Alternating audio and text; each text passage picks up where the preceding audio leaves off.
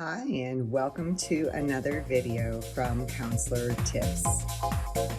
In today's video, we are going to be talking about rolling with resistance, a very familiar technique with motivational interviewing.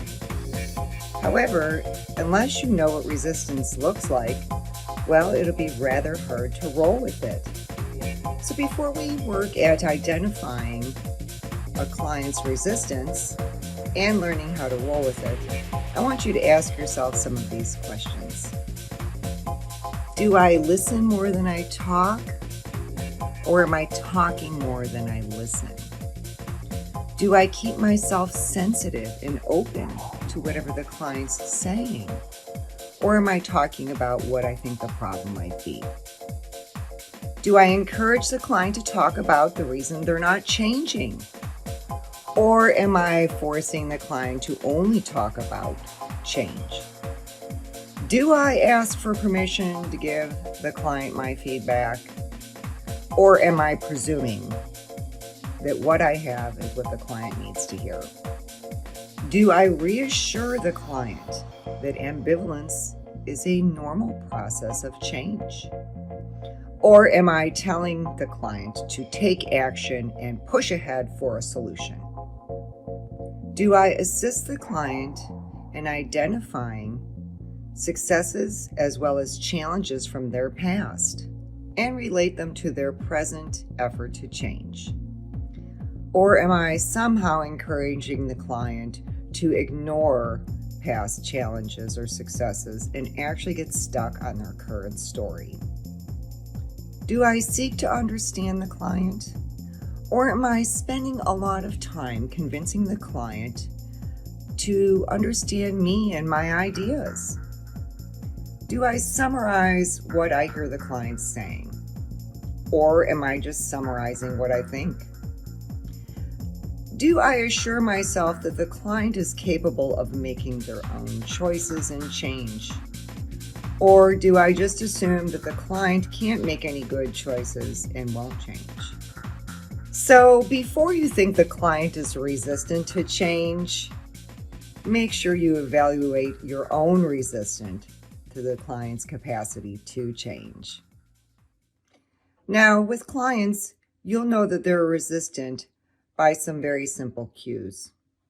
Ambivalence, discord in the counseling relationship, and sustained talk are all covered in this video, as well as ways to repair concerns and roll with resistance. Ambivalence are reasons for and against change. It's easy to view clients who are moving towards change as cooperative and clients who are not moving towards change as resistant. But consider resistance as a normal component of a client sustaining certain behaviors. Another form of resistance is discord. Discord can happen in the relationship or rapport between the client and counselor. Some signs of discord would be arguing, ignoring, interrupting, and blaming. There would be this feeling of a lack of collaboration, and the counselor and client may actually identify that it feels like the relationship is deteriorating. If you identify there's discord in the counseling relationship, first and foremost, do not fuel the discord, regardless of how difficult that might be. You as a counselor, take time to pause. Check in with your mood and check in with your own self-talk regarding what's going on in the counseling relationship. Return to establishing the rapport with the client. Consider responding in a way that you'll use reflective statements about what's going on, but not about the client. And lastly, there is sustained talk. This is actually part of a perfectly normal phase of counseling. This is when clients will verbalize reasons to keep the status quo. Sustained talk is also about the client really advocating for their need to continue to keep a similarly used behavior that they've already been using. The concern about sustained talk is the more that the client actually argues for the status quo, the more likelihood that they will not make any kind of change. We're going to listen with our ear for the differences between the client's sustained talk and their change talk. The ratio of change talk to sustained talk is actually a predictor as to whether change will happen. There are strategies to emphasize change talk and to minimize sustained talk. Upon hearing sustained talk, the challenge for the counselor becomes the ability to get the client to focus on change and bring back a heightened ambivalence where there may be an argument for change. The recommended use for counselors when we have a lot of sustained talk is to use active listening, amplified and double-sided reflective statements, as well as open-ended questions. We want to use evocative kind of questions to draw out the client's reason for change. We do this by recalling components of DARN C.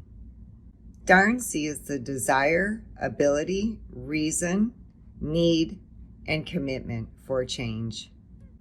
When we combine all of these skills, this can help the client move to contemplating the need for change. In order to reduce resistance in clients, we want to get the clients to move from sustained talk to change talk, and here are some ideas.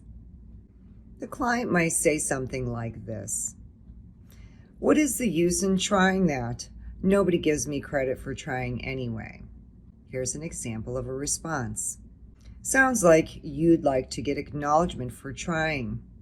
What's a way you could do something positive in a way that is likely to get noticed?"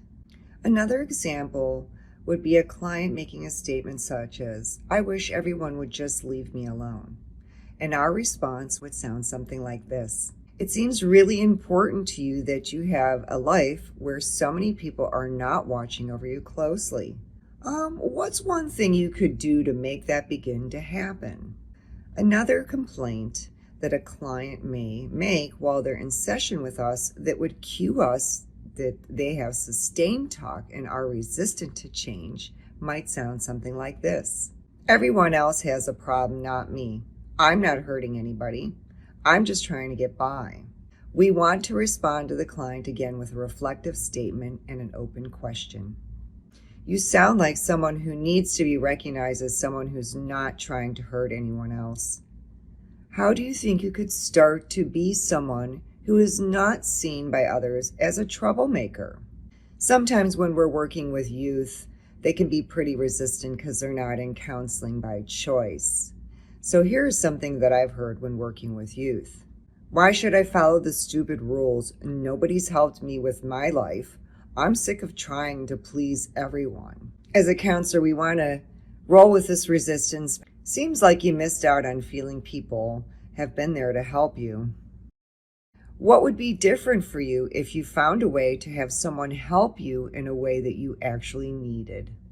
And lastly is the proverbial "I'm fine."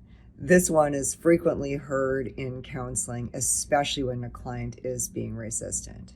So here's an example of a statement I've heard from a client. "Everyone thinks I should change, but I'm fine the way I am." Sounds like you'd like others to see you as someone who can handle things in their own way. What is one thing you could do to help that start happening? Rolling with resistance is a pretty simple technique. Try to remember that you're not arguing or interrupting the client, that you're fully listening to them, you hear their sustained talk, and that you understand that they're ambivalent about the change, and that it's easier for them to keep the status quo of the old thinking or behaviors. Just remember to use a reflective statement and follow up with an open-ended question. Be creative in your approaches with clients, and you'll find that rolling with resistance can be rather easy. Thanks for joining me on this brief video covering motivational interviews, rolling with resistance. Have fun using this technique while using motivational interviewing. If you found this video to be helpful, think about reviewing it again, especially if you get stuck while trying to use rolling with resistance. Share it with another counselor that you know is trying this technique, or someone that you know you want to learn about rolling with resistance. If you like this channel, please consider giving me a thumbs up and subscribing to this channel so you know when I have a new video. I'll see you soon.